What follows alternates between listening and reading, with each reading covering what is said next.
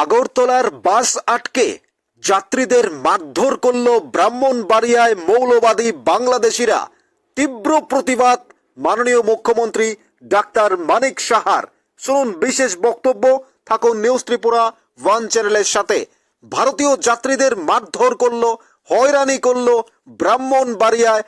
আগরতলা থেকে ঢাকাগামী শ্যামলী বাসের উপর নির্মম অত্যাচার চালিয়েছে বাংলাদেশের মৌলবাদীরা। আরো তীব্র প্রতিবাদ জানাচ্ছেন মাননীয় মুখ্যমন্ত্রী প্রফেসর ডাক্তার মানিক সাহা। আপনি কি বলবো, এত ভাবা যায় না এই ধরনের ঘটনা বাংলাদেশে যা হচ্ছে। কোনো অবস্থায় এগুলো মানা যায় না। এখনো সময় আছে, শুনতে গেলে ভালো। আদারওয়াইজ তো আমি শুনেছি, আজকে আমি বলে ঢুকার আগে এই খবরটা আমার কাছে এসছে। এর আসল সত্যতা আরও আমি যাচাই করে তারপরে আমি কমেন্ট করবো এই বিষয়ে। কিন্তু যা হচ্ছে সেটা ভালো হচ্ছে এবং মানে সংখ্যালঘুদের উপর যেভাবে ওরা অত্যাচার করছে সারা বিশ্ব দেখছে। আমি আশা করি আমাদের কেন্দ্রীয় সরকার এবং আমাদের কেন্দ্রীয় নেতৃত্ব এদিকে নজর রেখেছেন এবং যথাসময়ে যথা ব্যবস্থা নিশ্চয়ই করবেন এবং আমরা সেদিকে আমরা তাকিয়ে আছি। আমাদের ত্রিপুরার যেখানে প্রশ্ন, আমরা 4 দিকের মধ্যে প্রায় 3 জায়গায় আমাদের বাংলাদেশের বর্ডার। যে আমি বিএসএফ এবং ডিজি সাহেবের সাথে কথা বলেছি যেন তীক্ষ্ণ নজর রাখে, সেই দিশায় কাজ করছে সবাই। এই মুহূর্তে বাসে যে ত্রিপুরার যে যাত্রীরা রয়েছে তাদের উদ্দেশ্যে বা বাংলাদেশ সরকারের উদ্দেশ্যে কি বার্তা দেবেন? না, আমি বললাম তো, আমি যদি কনফার্ম বিষয়টা আরো জেনে নিই তারপরে আমি কমেন্ট করবো বিষয়। আমি তো খবর এসছে, কিন্তু খবরের সত্যতা যাচাই করার পরে আমি ফাইনাল বিষয় না। স্যার, আরেকটা বিষয়, আপনি কালকে এটা কলকাতায় হয়েছে, আজকে বেসরকারি হাসপাতাল যেটা আইএলএস এ মানে বাংলাদেশে যে যারা রোগীরা আসবেন তাদের পরিষেবা দেবেন না বলছেন, এই বিষয়টা আপনি কিভাবে? এটা তো তাদের মতামত, আমার জানা নেই। ব্যক্তিগত মতামত আমার তরফ থেকে কিছু, কারণ আমরা তো ডাক্তার হিসাবে পেশেন্ট হচ্ছে মেয়ে। তো এটা যে ব্যক্তিগতভাবে যদি কেউ কিছু করে থাকে সেটা উনাকেই আপনার জিজ্ঞেস করতে হবে। শুনলেন মাননীয় মুখ্যমন্ত্রীর তীব্র প্রতিক্রিয়া।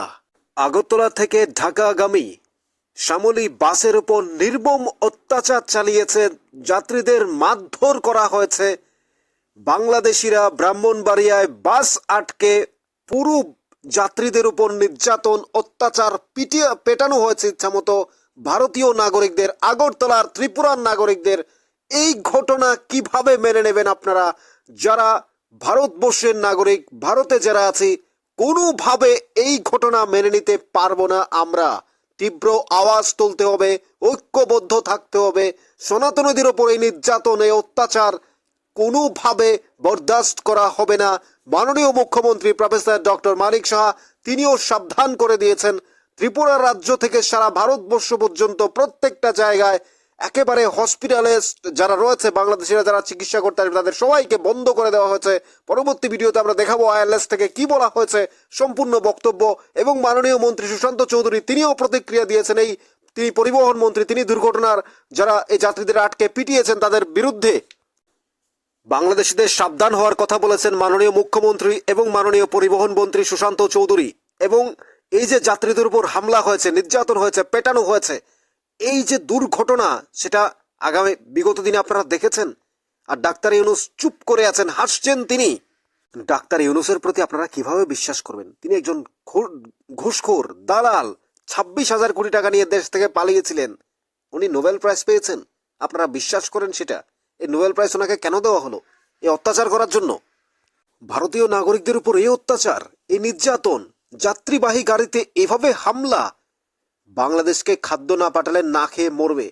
আর এই বাংলাদেশিরা, অশিক্ষিত মৌলবাদীরা, ওরা হিন্দুদের উপর বা ভারতীয় যাত্রী বলেই তাদেরকে আক্রমণ চালাচ্ছে, নির্যাতন চালাচ্ছে। কি বলবেন আপনারা? এখনো কি আপনারা ঘরে বসে থাকবেন? এখনো কি আপনারা আওয়াজ তুলবেন না? এখনো কি সুযোগ করে দেবেন বাংলাদেশিদের ভারতে আসার জন্য?